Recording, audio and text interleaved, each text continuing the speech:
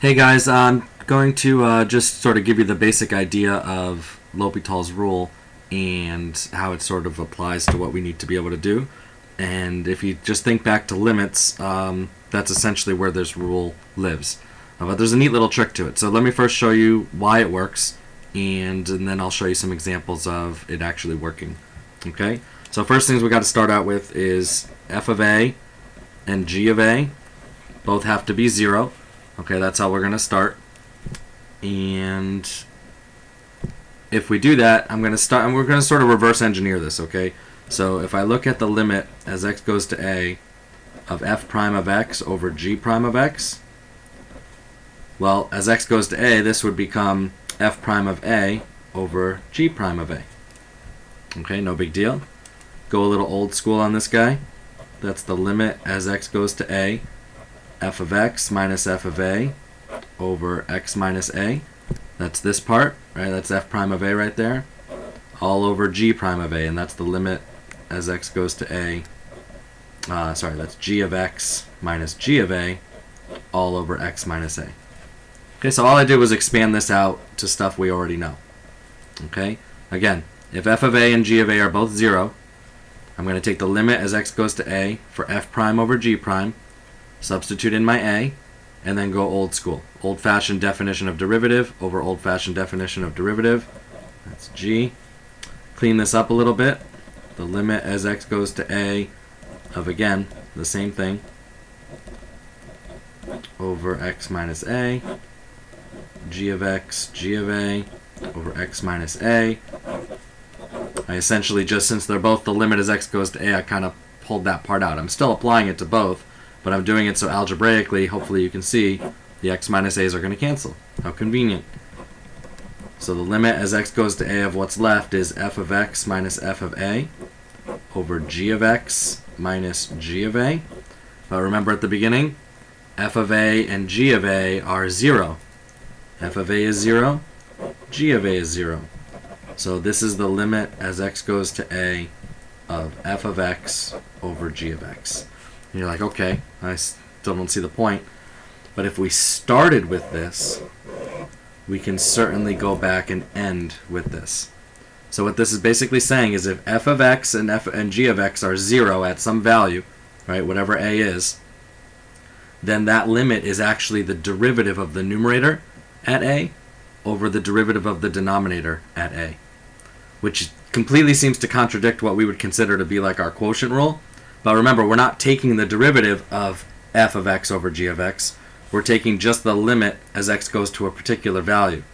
And if we end up with 0 over 0, we call that an indeterminate form. 0 over 0. We can't take that limit. So what do? We do a little trick. We use L'Hopital's rule. Take the derivative of the numerator, derivative of the denominator, and then resubstitute and see what you get.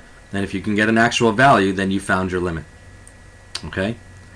Let's look at an example. You can see what I'm talking about. How about limit x goes to 1 of ln x over x minus 1. So old school limit, we would just plug in 1, right? There's nothing we can do to this algebraically. ln 1 is 0. 1 minus 1, of course, is 0. Uh-oh. Indeterminate form. Nothing we could do about it unless we just use a calculator, which of course we could do, but obviously you're going to have ones where you can't. So what do? We use L'Hopital's rule. So L'Hopital's rule will say, all right, take this limit as x goes to 1, but take the derivative of the numerator and the derivative of the denominator, and then substitute in. Oh, look at that. I guess it's 1. So the limit as x goes to 1 of ln x over x minus 1 is actually 1 using L'Hopital's rule. All right, let's try another one. How about limit x goes to infinity. Oh, sorry. Wasn't ready for that yet. I forgot to tell you. Not only can you do it for 0 over 0, which is an indeterminate form, but you can also do it for infinity over infinity. The proof is a lot more ridiculous, so I'm not going to show it, but it works for both. So, or one of those. Okay, if it's one of those two, then we can use it. And this, again, is called indeterminate form. Okay, so if you go to do a limit and you get 0 over 0, use L'Hopital. If you go to do a limit and you get infinity over infinity, use L'Hopital. So let me do one that looks like that so you can just see it. And that's the one I wanted. Limit as x goes to infinity of e to the x over x squared. If I literally just put in, you know, infinity, I'd get e to the infinity over infinity squared, which is infinity over infinity. So I can use this form. I don't normally write this. You would just look at it and know, but let's just realize what's happening here. So I'm going to use L'Hopital, and this is going to be the limit as x goes to infinity of the derivative of e to the x is e to the x, the derivative of x squared is 2x. And if you look carefully, you see you get, again, infinity over infinity. So let's do it again. Limit x goes to infinity, e to the x over 2 this time. So now I get infinity over 2, which is infinity. So my limit as x approaches infinity for this particular function or whatever is actually infinity. Okay?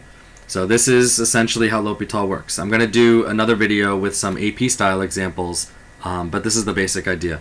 0 over 0 or infinity over infinity. You can actually take the derivative. I'll go back to this one. Take the derivative of the numerator, the derivative of the denominator, put in your value, and you should be able to get an actual limit. Okay? All right, let me know if you have any questions. I'm going to post another video with some AP style ones, and I'll talk to you soon. Bye.